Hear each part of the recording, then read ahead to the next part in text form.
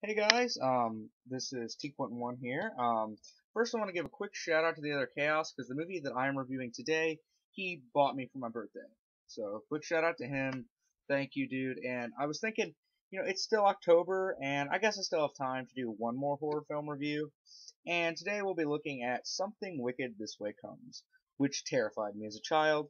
But when I sat down to watch it again, you may be wondering, does it still hold up? And I think so. First, let's get to the plot. Will Halloway and Jim Nightshade are two best friends, but they kind of have polar opposite personalities. They're these young boys, where Jim is more, precocious and rebellious, and Will is more, subdued and timid. Now they live in this small town where everyone seems to have like a deep yearning for something, whether it be money, beauty, youth, etc. Now a mysterious carnival comes down, and what is actually a pretty creepy scene with a train coming in with no one on it, and then the carnival kind of sets up like magic. It's actually really creepy. Um, now they kind of grant these people's wishes, but there's always a price with it.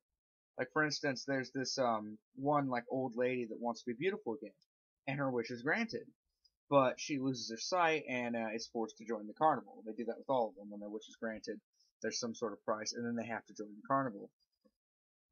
Which to be honest, I didn't get why a blind person would be an attraction to carnival. Is that really anything new? Anyway, now this movie does have some very good elements, but it also has some flaws that keep it back from being a total masterpiece.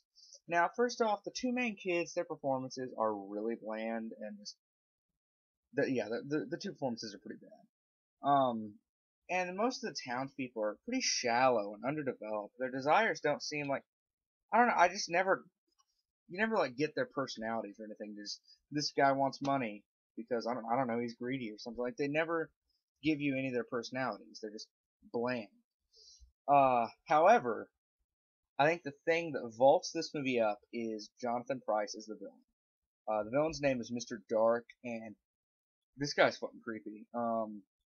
I think he's a really, really underrated antagonist because, I mean, you see when people talk about the best Disney villains, talk about, usually they're animated, which that's fine, but when they talk about live action ones, I mean, Davy Jones gets tossed around a lot, maybe Sark from Tron, but I think the best live action one is Mr. Dark because this guy is he's just the way he talks, he's just unsettling.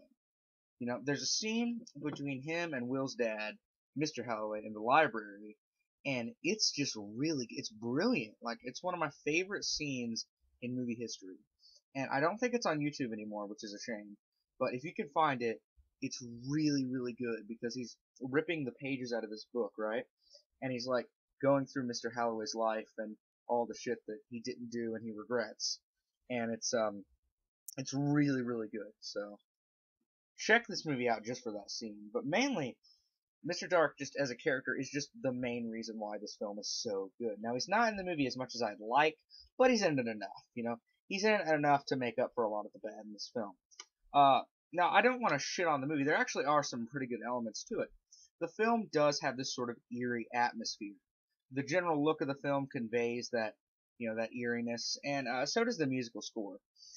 The opening credits, I thought, really set the tone for the film. They're really, eerie and creepy, and I like the opening credits a lot. They're not like Watchmen level, but they're good opening credits. I've been hearing a lot of rumors that there's going to be a remake in this to this movie, and I'm actually kind of interested in that because while I really enjoyed this film, I must admit there are areas that could be improved upon. And personally, this is just my opinion. I think if they were going to cast a remake, I feel like James McAvoy would be a really good Mr. Dark, but that's just my opinion. Um, so yeah, in conclusion, I feel like this film is very underrated, and while definitely not perfect, is worth a watch. I'm gonna give it a 8.9 out of 10. This is T.1 signing